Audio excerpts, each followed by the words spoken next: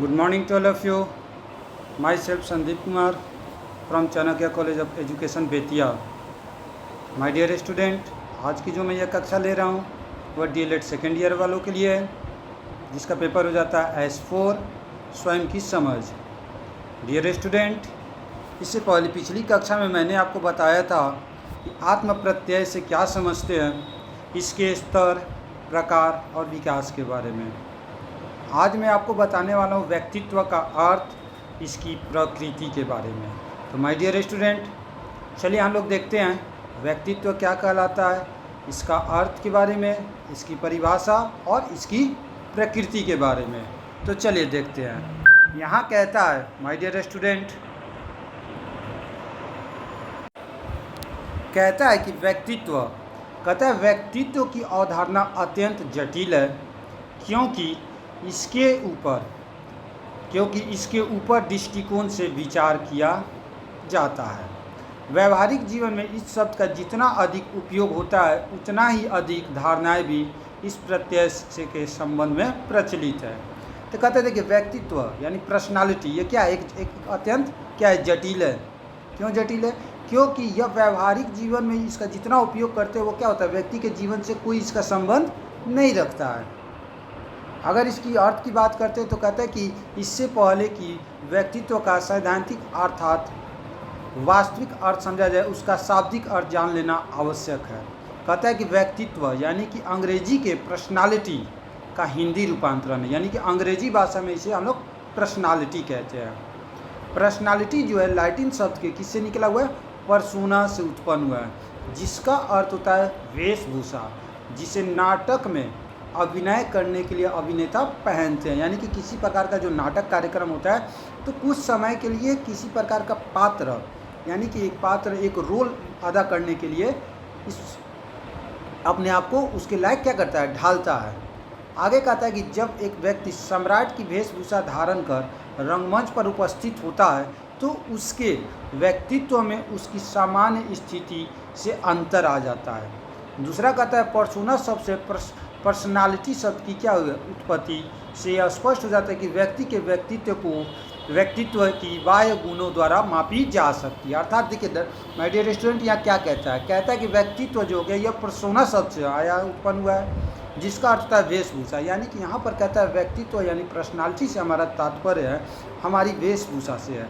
यानी कि जब हम किसी प्रकार का नाटक रंगमंच कार्यक्रम करते हैं तो उस समय हम क्या होते हैं, उसके अकॉर्डिंग अपने आप को ढालते हैं, यानी कि उसके अकॉर्डिंग अपना एक रोल अदा करते हैं, जो कि हमारे जीवन से क्या होता है, यह अलग होता है. यानी कि यह सिर्फ बाहरी रूप के लिए होता है, आंतरिक के लिए नहीं होता है. यानी कि इसका हमारे जीवन पर कोई प्रभाव नहीं पड़ता. यानी कि हम एक कुछ समय के लिए, कुछ क्षण के लिए अपने आप को उस रूप में डालते हैं जिसका रोल हमें अदा करने का होता है. तो यह हमारा क्या कहलाता है, व्यक्तित्व कहलाता है, यानी कि पर्सनालिटी कहलाता है. आगे कहता है कि देखिए, जैसे कि मैं आपको एक एग्जांपल इसका मैं आपको देता हूँ कि मान लीजिए कि अगर हम लोग महाभारत देखते हैं तो महाभारत में अगर कोई राम बनता है, कोई रावण बनता है तो क्या होता है, वो कुछ समय के लिए अपने आप को उसके अकॉर्डिंग ढाला है. यानी कि वो पूर्ण रूप से वो अपने जीवन में ना ही वो राम है और ना ही दूसरा व्यक्ति रावण है. समय के अकॉर्डिंग उनको मिला गया, स्थान प्राप्त हुआ कि आपको ये कार्य करना है, तो वो क्या करते हैं, कुछ समय के लिए उस पात्र को निभाते हैं. तो यही आपका व्यक्तित्व कहलाता है, यानी कि पर्सनालिटी कहलाता है.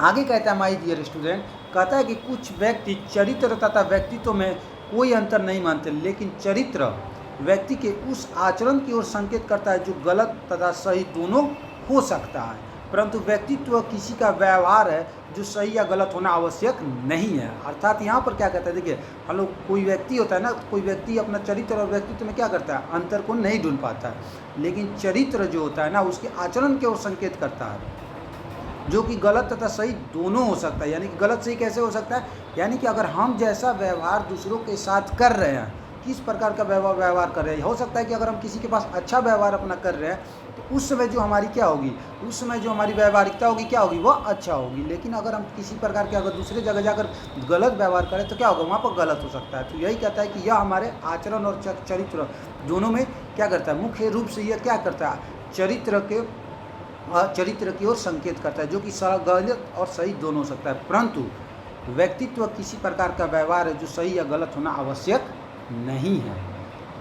आगे कहता है कि व्यक्तित्व की परिभाषा है। तो माय डियर स्टूडेंट, ये व्यक्तित्व का अर्थ मतलब मैंने क्या बताया, पर्सनालिटी अंग्रेजी शब्द का है, इसको पर्सोना शब्द से लिया गया, पर्सोना लैटिन भाषा से है, जिसका अर्थ होता है वेशभूषा।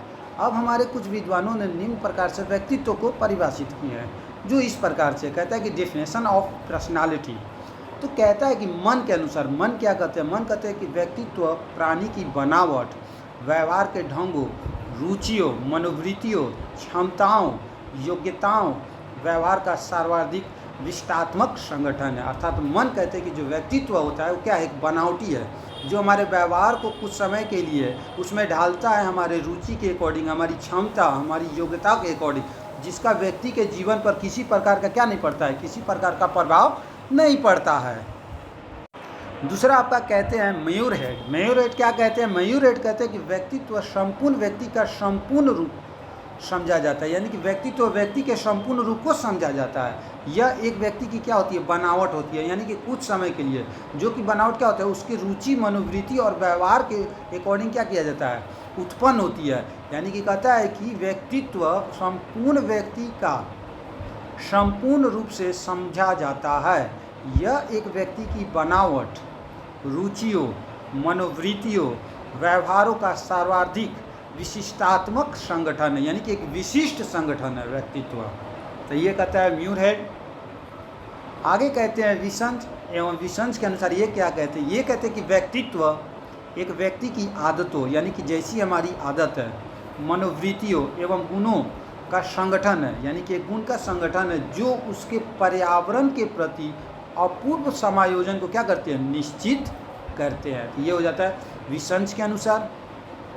आलपोर्ट क्या कहते हैं, आलपोर्ट कहते हैं कि व्यक्तित्व व्यक्ति के मन, शारीरिक उन ढंगों का गत्यात्मक संगठन है जो उसके पर्यावरण के प्रति, यानी कि यह व्यक्ति के मन, शारीरिक का वह गत्यात्मक संगठन है जो उसके पर्यावरण के प्रति पूर्व समायोजन को क्या करता है, यानी पूर्व यानी अपूर्व समायोजन, अपूर्व समायोजन को क्या करता है, निश्चित करता है। ये हो जाता है आलपोर्ट के अनुसार। मार्टिन प्रिंस क्या कहते हैं, मार्टिन प्रिंस कहते हैं कि व्यक्तित्व व्यक्ति के समस्त जैविकीय आंतरिक संस्कारों, आवेगों, प्रवृत्तियों, झुकाव एवं मूल्य प्रवृत्तियों एवं अनुभवों द्वारा अर्जित किए गए संस्कारों एवं प्रवृत्तियों का क्या है, योग है। तो ये है हमारे माय डियर स्टूडेंट हमारे कुछ विद्वानों के द्वारा व्यक्तित्व की परिभाषा, जिसको मैं फिर से स्पष्ट रूप से आपको बताता हूँ। यानी कि ये क्या कहते हैं, पहला कहता है मन कहते हैं कि यह हमारा एक बनावटी व्यवहार होता है, जो कि क्या होता है, सर्वाधिक विशिष्टात्मक का एक संगठन होता है। म्यूर हेड कहते हैं कि यह हमारी, इसको समझने के लिए संपूर्ण रूप से व्यक्तित्व को समझना जाता है। यह व्यक्ति की बनावट, रुचि, मनोवृत्तियों, व्यवहारों का सर्वाधिक विशिष्टात्मक संगठन है। विशंस कहते हैं कि यह एक व्यक्ति की आदतों, मनोवृत्तियों एवं गुणों का क्या है, संगठन है, जो उसके पर्यावरण के प्रति अपूर्व समायोजन को क्या करते हैं, निश्चित करते हैं। आलपोर्ट कहते हैं कि व्यक्तित्व व्यक्ति के मन, शारीरिक उन ढंगों का गत्यात्मक संगठन है जो उसके पर्यावरण के प्रति अपूर्व समायोजन को निश्चित करते हैं।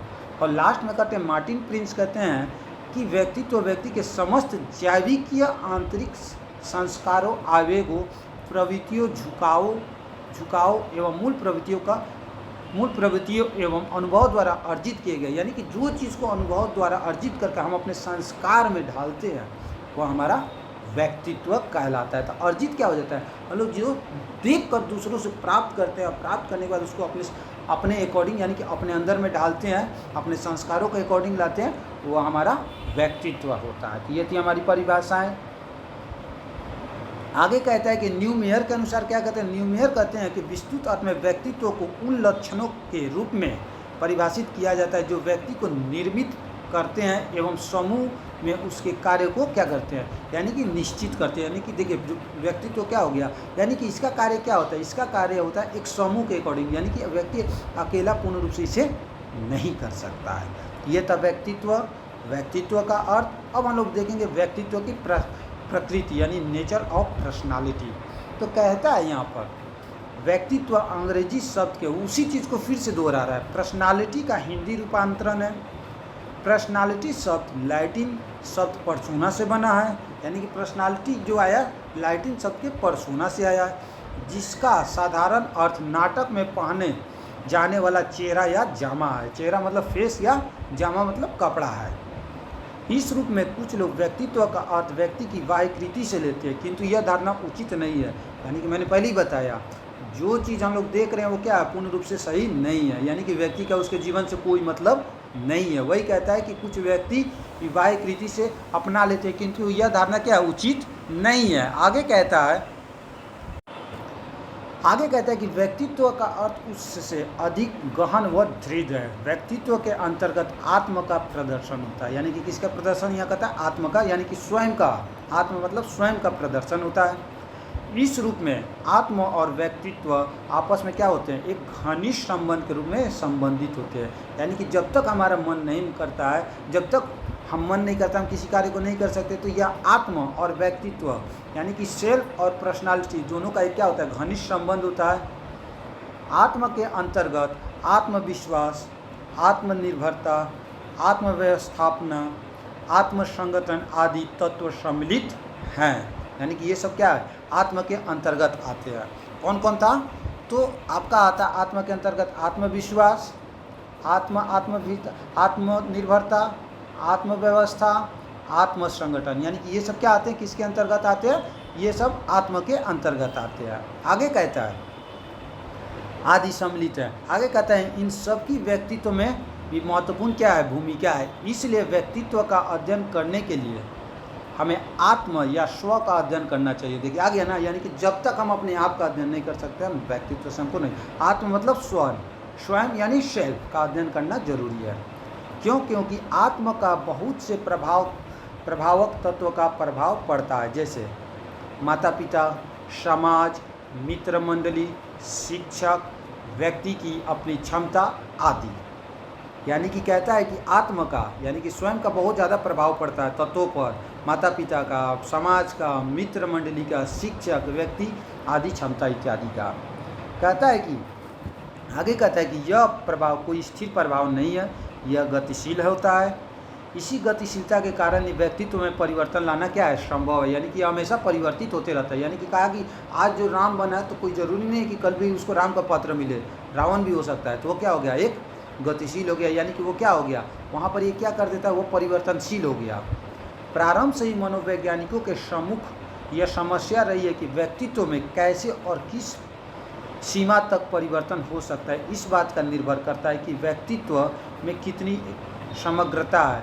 प्रत्येक व्यक्ति समग्र होते हैं, किंतु इस समग्रता के अंश में अंतर पाया जाता है। यह समग्रता मूल रूप से परिस्थितियों पर क्या होता है, आधारित होता है। यानी कि जैसी परिस्थिति होती है उसके अकॉर्डिंग व्यक्ति अपने आप को क्या करता है, ढालता है।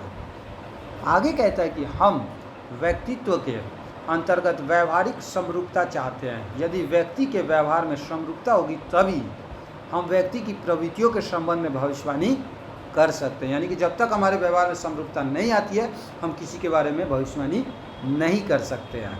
अगर किसी के व्यवहार में समरूपता होती है तो हम उसके बारे में भविष्यवाणी कर सकते हैं।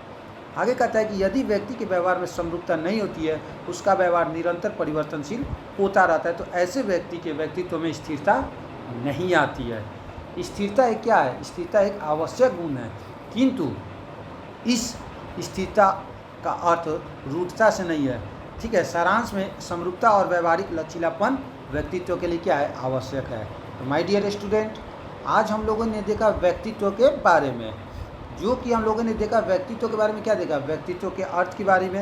यानी कि मैं आपको पूर्ण रूप से बता देता हूँ कि व्यक्तित्व यानी कि पर्सनालिटी शब्द का हिंदी रूपांतरण है, जो कि पर्सोना के जो कि लैटिन के पर्सोना शब्द से लिया गया है, जिसका अर्थ होता है वेशभूषा, जिसका व्यक्ति के जीवन में किसी प्रकार का कोई प्रभाव नहीं पड़ता है। बस व्यक्ति इसको अपनाते हैं और दूसरों को सामने प्रस्तुत करते हैं और दूसरे इससे क्या करते हैं, शिक्षा ग्रहण करते हैं।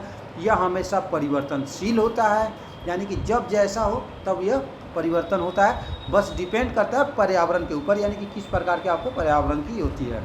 अगर इसकी परिभाषा की बात करते हैं तो परिभाषा में भी बहुत सारे मनोवैज्ञानिकों ने अपने अपने विचार को व्यक्त किए, और जो भी विचार व्यक्त किए हैं यह पूर्ण रूप से क्या बताए हैं, एक बनावटी के अकॉर्डिंग बनाए हैं, यानी कि जो व्यक्ति को एक पात्र के उपरांत ढाला गया, जो कि व्यक्ति को एक रुचि के अनुसार व्यक्ति अपने आप को उस प्रकार का पात्र यानी रोल अपने उस प्रकार का निभाता है।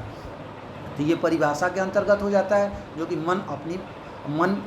जो मनोवैज्ञानिक है वो अपने अनुसार देते हैं, म्यूरेट अपने अनुसार देते हैं, विंस अपने अनुसार, यानी कि जो भी आपके मनोवैज्ञानिक लोग हैं, जो भी व्यक्तित्व का पूर्ण रूप से अर्थ को परिभाषित किए हैं वह क्या किया है, व्यक्ति के यानी कि स्वयं से किया है। और क्या किया है, एक लास्ट में उन्होंने यही निश्चय पर पहुंचाया है कि यह क्या होता है, परिवर्तनशील होता है, जिसका व्यक्ति के जीवन में किसी प्रकार का प्रभाव नहीं पड़ता है। उसके बाद हम लोगों ने देखा इसकी प्रकृति के बारे में, तो प्रकृति के बारे में भी सेम चीज़ वही बताता है कि पर्सोना शब्द से बना हुआ है, जिसका अर्थ नाटक होता है, यानी चेहरा या जामा से इसका संबंध होता है। यह क्या होता है, आत्म का प्रदर्शन होता है, यानी आत्म मतलब स्वयं से होता है। आत्म के अंतर्गत आत्मविश्वास, आत्मनिर्भरता, आत्मव्यवस्थापन, आत्मसंगठन आदि सम्मिलित हैं। यह क्या हो जाता है, आगे कहता है कि यह गतिशील होता है, यह क्या कहा जाता है आपको, क्या उसको क्या कहते हैं उसको यह अपने आप बदलता रहता है, यानी कि परिस्थिति के अनुसार इसको क्या किया जाता है, बदला जा सकता है। ठीक है, लेकिन क्या कहा जाता है, यह इस बात पर निर्भर करता है, यह व्यक्ति की किस पर निर्भर करता है, यह व्यक्ति के एकाग्रता पर निर्भर करता है, समरूपता पर निर्भर करता है। अगर जिस व्यक्ति में एकाग्रता समरूपता नहीं होती है, यह क्या होता है, उसके अकॉर्डिंग परिवर्तनशील होता रहता है। तो माय डियर स्टूडेंट, आज मैं आप लोगों को व्यक्तित्व के बारे में पढ़ाया, जिसके अंतर्गत उसकी अर्थ, उसकी परिभाषा और उसकी प्रकृति के बारे में बताया। किसी भी छात्रों को किसी भी प्रकार की अगर समस्या होती है तो वो हमसे कंसल्ट कर सकते हैं। So thank you, have a nice day.